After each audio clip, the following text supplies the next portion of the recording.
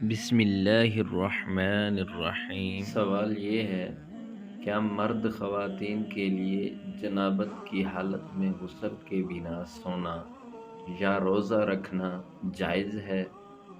اور کیا جنبی عورت کے لیے غسل کے بغیر گھر کے کام کاج کرنا یعنی ہم بستری کے بعد اور بچے کو دودھ وغیرہ پلانا گناہ ہے؟ جواب: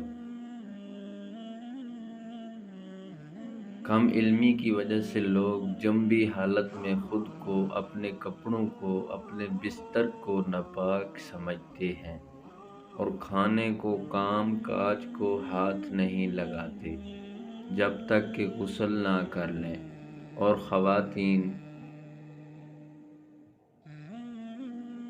بھی بچوں وغیرہ کو دودھ پلانا، کھانے کو ہاتھ لگانا گناہ سمجھتی ہیں، یہ سوچ کر کہ وہ ناپاک ہیں، اور کچھ عورتیں سمجھتی کہ غسل کے بنا آٹا گوندنے سے بے برکتی ہوگی وغیرہ۔ حالانکہ شریعت محمدی اس جہالت کا رد کرتی ہے۔ جنبی مرد یا عورت کے لیے صرف نماز، طواف اور مسجد میں ٹھہرنا حرام ہے، لیکن اس کے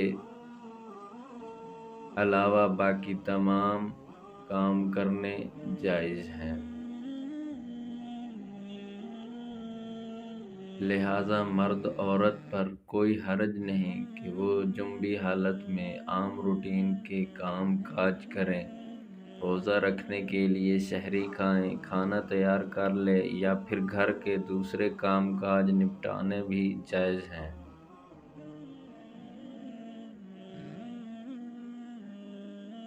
اور اسی طرح ماں بچوں کو دودھ بھی پلا سکتی اور ان کی دیکھ بھال بھی کر سکتی ہے۔ اس پر کئی ایک دلائل موجود ہیں۔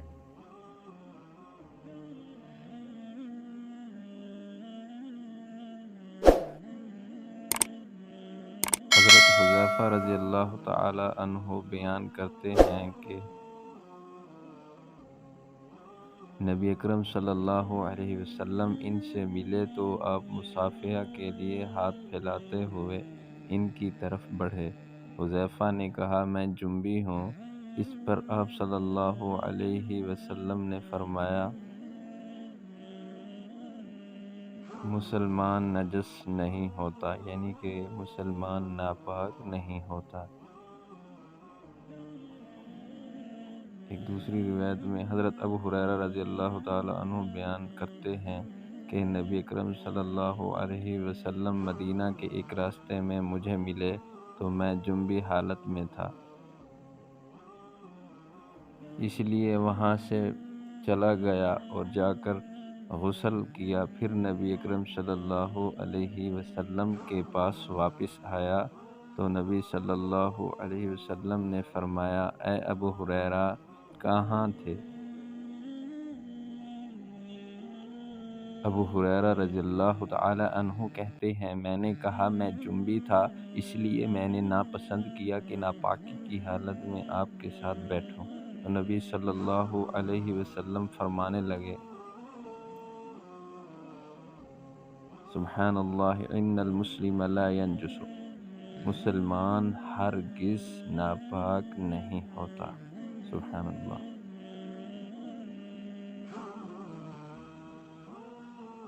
یعنی حالت جنابت کی نجاست ناپاکی حکمی ہوتی ہے، حسی نہیں۔ لہذا جنبی حالت میں بیٹھنے سے جگہ نجس نہیں ہوتی، نہ ہی مصافحہ کرنے سے دوسرے کا ہاتھ ناپاک ہوتا ہے، نہ کھانا پکانے سے کھانا ناپاک ہوتا ہے۔ حضرت حافظ ابن حجر رحمہ اللہ علیہ فتح الباری میں کہتے ہیں، اس حدیث میں اس بات کا جواز پایا جاتا ہے کہ غسل جنابت کو اس کے واجب ہونے کے اول وقت میں تاخیر کی جا سکتی ہے، اور اس کا بھی جواز ہے کہ جنبی شخص اپنی ضروریات پوری کر سکتا ہے۔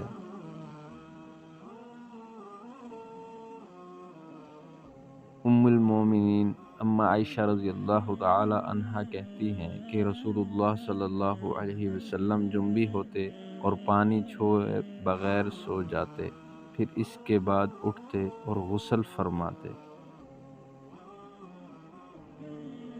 شواہد کی بنا پر یہ حدیث صحیح ہے، اور یہ حدیث غسل اور وضو کے بنا سونے کے جواز کے لیے ہے، یعنی اگر کوئی غسل اور وضو کے بغیر ہی سونا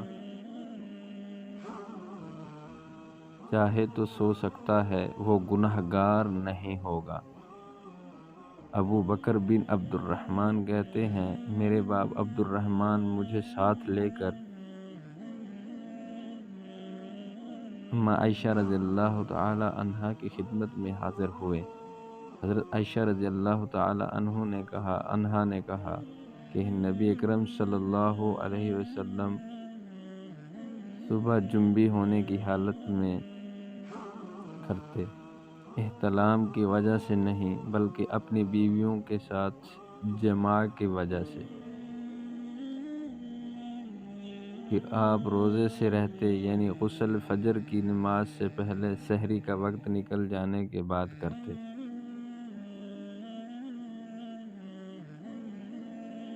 حضرت نافع کہتے ہیں، میں نے ام المومنین ام سلمہ رضی اللہ تعالی عنہا سے اس شخص کے بارے میں پوچھا جو جنابت کی حالت میں صبح کرے اور وہ روزہ رکھنا چاہتا ہو، تو انہوں نے کہا رسول اللہ صلی اللہ علیہ وسلم جنبی ہونے کی حالت میں صبح کرتے تھے، اور آپ کی جنابت جماع سے ہوتی نہ کہ احتلام سے، پھر غسل کرتے اور اپنا روزہ پورا کرتے،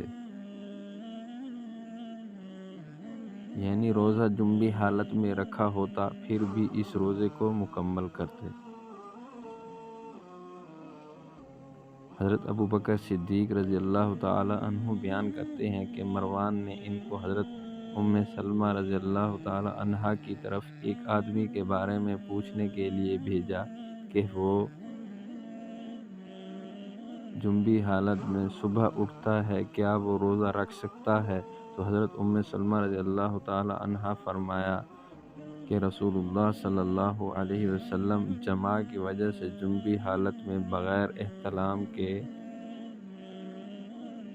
صبح اٹھتے، پھر آپ افطار نہ کرتے اور نہ ہی اس کی قضا کرتے۔ حضرت عائشہ رضی اللہ تعالی عنہا بیان کرتی ہیں، نبی اکرم صلی اللہ علیہ وسلم جنابت کی حالت میں رات گزارتے تھے۔ آپ صلی اللہ علیہ وسلم کے پاس حضرت بلال رضی اللہ تعالی عنہ آتے اور آپ کو نماز